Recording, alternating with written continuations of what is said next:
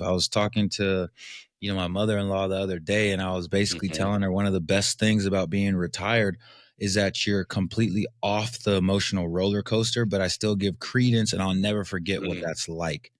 When you look at the camp right now, there's just too much noise.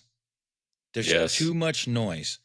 It seems like all the fighting that we want to see is happening outside of the locker room and off the pitch, if you will. And again, the noise that you're talking about is really interesting because part of this is driven by the media narrative and the reluctance to really talk about football, which makes me wonder how many football people are really out there.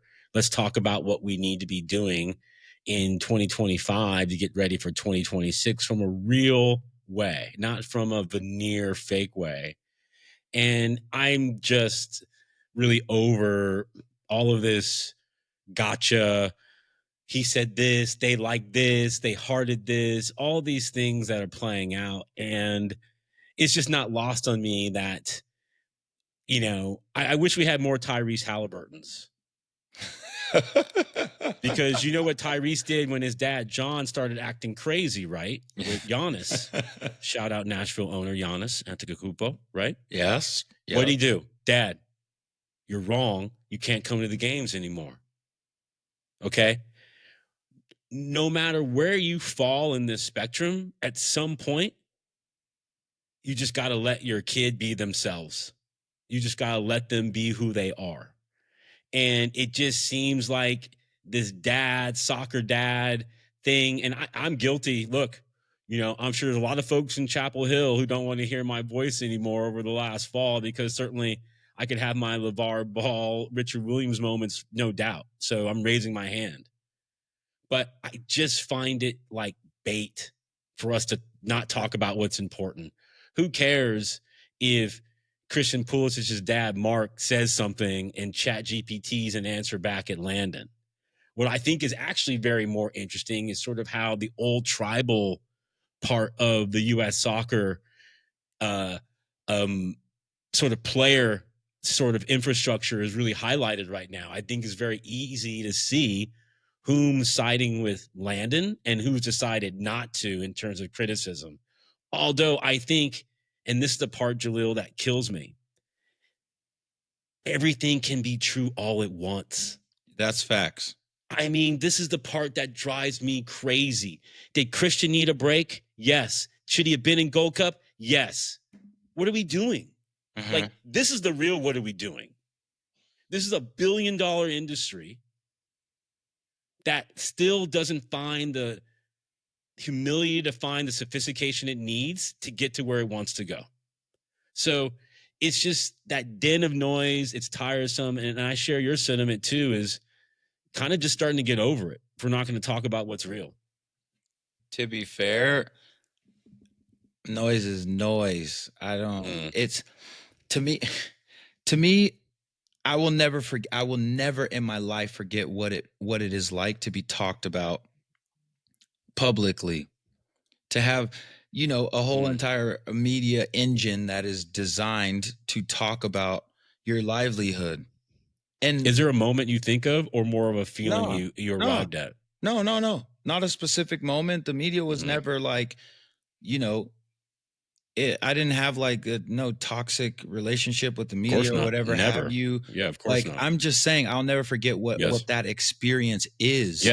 Yes. And not even a negative one, but just the experience itself. Yeah, because it's vulnerable. But most importantly, the one thing that I have learned in being in locker rooms is that nobody knows what's going on in the locker room unless you're in that joint. And then even when you're in that joint, you don't even know all of the situations that are actually brewing. Facts. So for me, I'm not just like a company. What I've always hated is when people that have played and they know what that experience is like, then they get a microphone and they start acting like they don't know what it's like. We've all had to make decisions in our lives and in our careers or whatever have you, that the reason as to why that we give publicly is only maybe 5% of the actual story or whatever have you. It's no one's business anyway. Not that it's no one's business, because as public figures or whatever have you, people are going to want to know. People are going to want whatever they are bringing to that endeavor of entertainment to be that's fair. fulfilled. You do have to answer to them. Doesn't mean you have to tell them what's actually going on. That's fair. Correct. So what bothers me about all of this stuff is that, okay, what I find funny and even ironic about Christian Pulisic's dad's comment and his response to Landon is that, like, okay, well, what are you going to do when the tables are turned and you need an interview from Christian? What you going to do in that situation? Right. Everybody knows that he's going to play in the World Cup, God willing, if he's healthy. Yes. We all want him to be healthy. Yes, he's on the team sheet. We need him. No one's disputing this. So, but all of this noise has taken away from the fact that, you have players that have earned their right to be there, right? There are other players that showed up to camp and they had to bow out. We're not talking about the fact that Zach Steffen worked his ass off to become or get back into the space where we could be talking about him as the number one goalkeeper of the U.S. men's national team again. Then he has to bow out of camp for knee surgery. We're not talking about that because of drama. No, that doesn't make sense.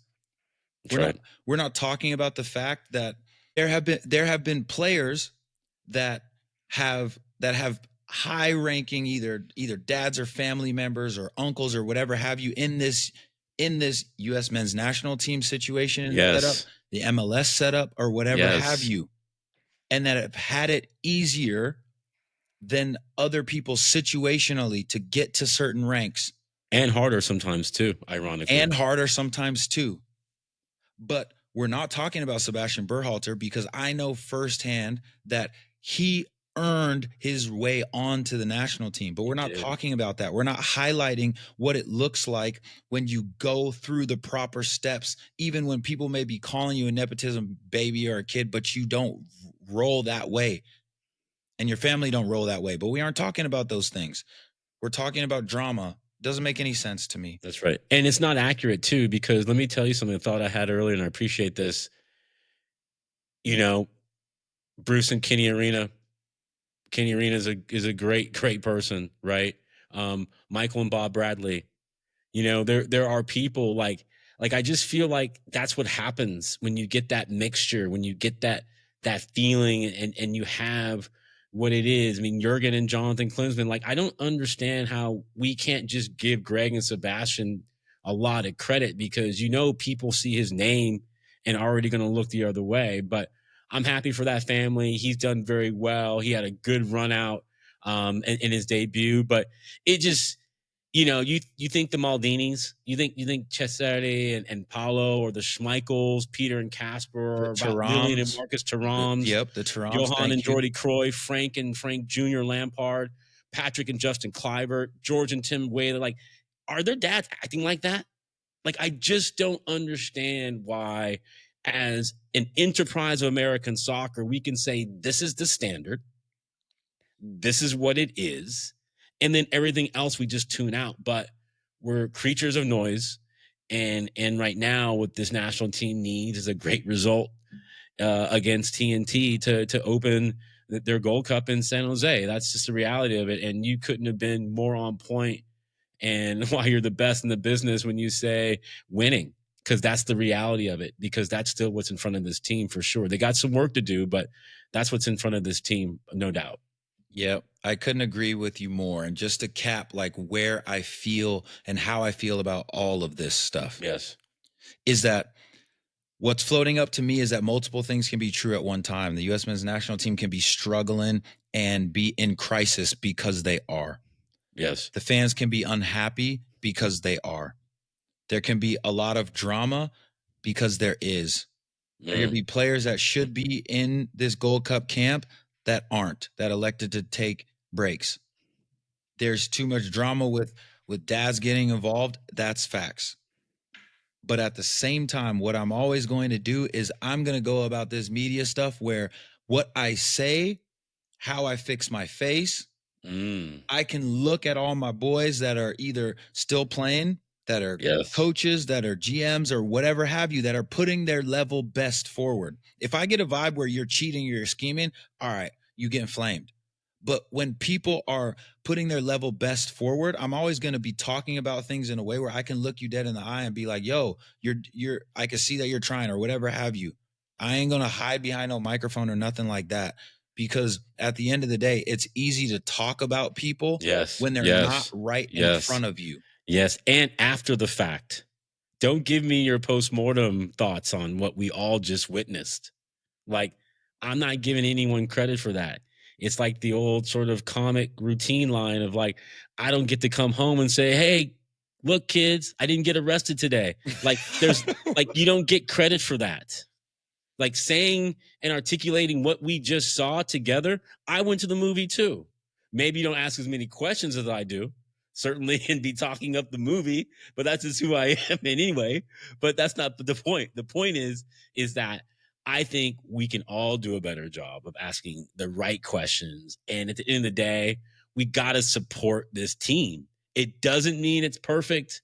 I'm not sure if they're expecting us to wield out a team of the best 11 in South America and CONMEBOL and in UEFA. I don't know, but this is your team. This is your pool. And I know that every one of those players care about putting on that kit in training, in the hotel, on the bus. And let's not forget the humanity that's always underlying all these storylines for sure. So definitely, look, great to have something to be talking about, but you know what? The matches are starting up as well, fast and furious, and it's a heavy, heavy calendar. So it's going to be exciting summer as well. Take a look, I'm shining. Moonwalk, keep both feet gliding. I'm up now, great timing. When I was down, was you riding for me? When I was down, was you riding for me? Was you riding for me?